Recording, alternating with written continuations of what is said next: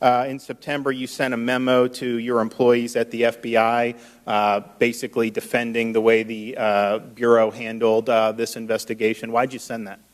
It was about how we were doing transparency, because there was all kinds of business about whether we were trying to hide stuff by putting it out on a Friday, and I wanted to equip our workforce with transparency about how we were doing our productions to Congress so they can answer questions from their family and friends. I want them to know we're conducting ourselves the way they would want us to. And because you mentioned former agents and people in the community, I mean, this has provoked some controversy within the ranks of current and former agents? Not within the FBI. Again, who knows what people don't tell the director? But I should have asked Mr. Gomer. If there are agents of the FBI who are concerned or confused about this, please contact me. We'll get you the transparency you need to see that your brothers and sisters did this the way you would want them to. All right, I'm out of time, but I will say just when I was in the military, you had said no one would be prosecuted. I mean, maybe that was just for civilian, but I can tell you that people, if you had compromised top secret information, there would have been a court-martial in your future, and I yield back. Would the director care to respond to that? No, fine. It's a direct comparison to the finding of yourself that, as you stated in your news conference, that no prosecutor would prosecute somebody under similar circumstances. I understood Mr. DeSantis to be expressing a personal opinion. I accept that at face value. I just haven't seen the cases that show me on the public record that that's true. But I accept his good faith. The chair recognizes the gentleman from Texas, Mr. Ratcliffe, for 5 minutes. Thank you, Mr. Chairman. Director, did you make the decision not to recommend criminal charges relating to classified information before or after Hillary Clinton was interviewed by the FBI on July the 2nd? After. Okay, then I'm going to need your help in trying to understand how that's possible. I think there's a lot of prosecutors or former prosecutors that are shaking our heads in how that could be the case. Because if there was ever any real possibility that Hillary Clinton might be charged for something that she admitted to on July the 2nd, why would two of the central witnesses in a potential prosecution against her be allowed to sit in the same room to hear the testimony? Now, I've heard your earlier answers today. You said that, well, it was because the interview was voluntary and they were her lawyers. But I think you're skirting the real issue there, Director. First of all, the fact that it was voluntary, it didn't have to be, right? You could have impaneled an investigative grand jury. She could have been subpoenaed. And I know you've said that you can't comment on that, and I don't really care about the decision about whether or not there should have been a grand jury here. But since you didn't have one, it goes to the issue at hand about whether or not this interview should have ever taken place. With due respect to the answers that you've given, the FBI and the Department of Justice absolutely control whether or not an interview is going to take place with other witnesses in the room, because the simple truth is, if, under the circumstances as you've described, those interviews never take place. If there was ever any possibility that something Hillary Clinton might have said on July 2nd could have possibly resulted in criminal charges that might possibly resulted in a trial against her relating to this classified information, well then, to use your words, Director, I don't think that there's any reasonable prosecutor out there who would have allowed two immunized witnesses central to the prosecution to proving the case against her to sit in the room with the interview, the FBI interview of the subject of that investigation. And if I heard you earlier today, in your long career, I heard you say that you've never had that circumstance. Did I hear you correctly? That's correct. But okay, and I never have either, and I've never met a prosecutor that's ever had that. So, to me, the only way that an interview takes place with the two central witnesses and the subject of the investigation is if the decision has already been made that all three people in that room are not going to be charged. Okay, can I respond? Yes, please. I know in our political life sometimes people casually accuse each other of being dishonest, but if colleagues of ours believe I am lying about when I made this decision, please urge them to contact me privately so we can have a conversation about this.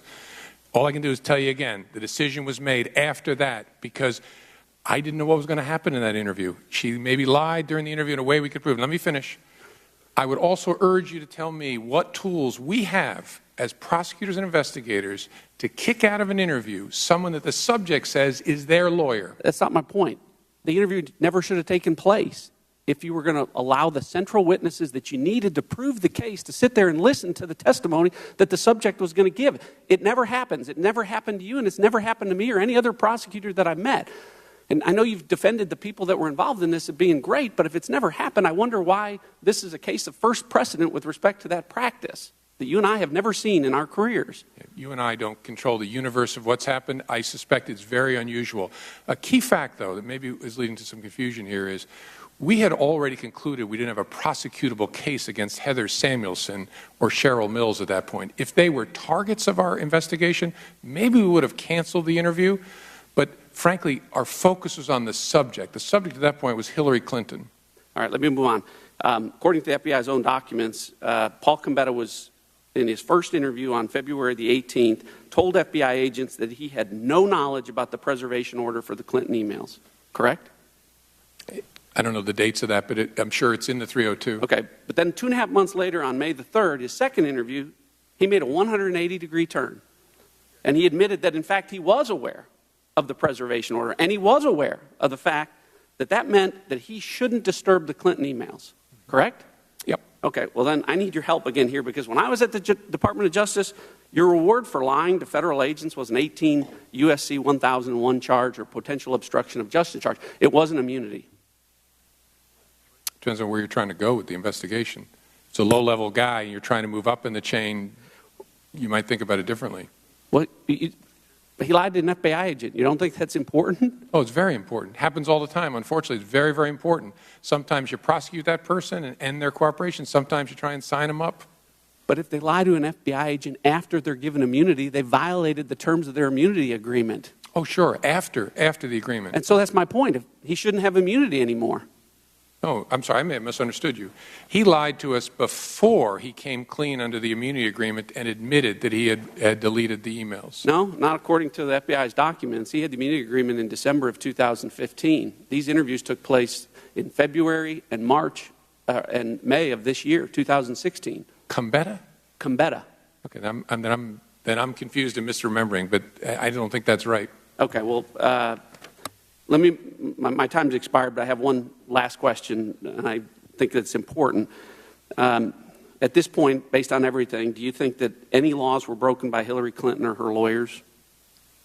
Do I think that any laws were broken? Yeah. I don't think there's evidence to establish that. Okay. Well, I think you're making my point when you say there's no evidence to establish that. Maybe not in the way she handled classified information, but with respect to obstruction of justice. And you've got a pen here. I just want to make sure the record's clear about the evidence that you didn't have, that you can't use to prove. So this comes from the FBI's own report. It says that the FBI didn't have the Clintons' personal Apple server used for Hillary Clinton work emails. That was never located, so the FBI could never examine it. An Apple MacBook laptop and thumb drive that contained Hillary Clinton's email archives was lost, so the FBI never examined that. 2 BlackBerry devices, provided the FBI didn't have SIM cards or SD data cards. 13 Hillary Clinton personal mobile devices were lost, discarded, or destroyed with a hammer, so the FBI clearly didn't examine those. Various server backups were deleted over time, so the FBI didn't examine that. After the State Department and my colleague Mr. Gowdy here notified Ms. Clinton that her records would be sought by the Benghazi Committee, copies of her emails on the laptops of both of her lawyers, Cheryl Mills and Harold Mills, and Heather Samuelson, were wiped clean with bleach bits, so the FBI didn't review that. After those emails were subpoenaed, Hillary Clinton's email archive was also permanently deleted from the Platte River Network with bleach bit, so the FBI didn't review that.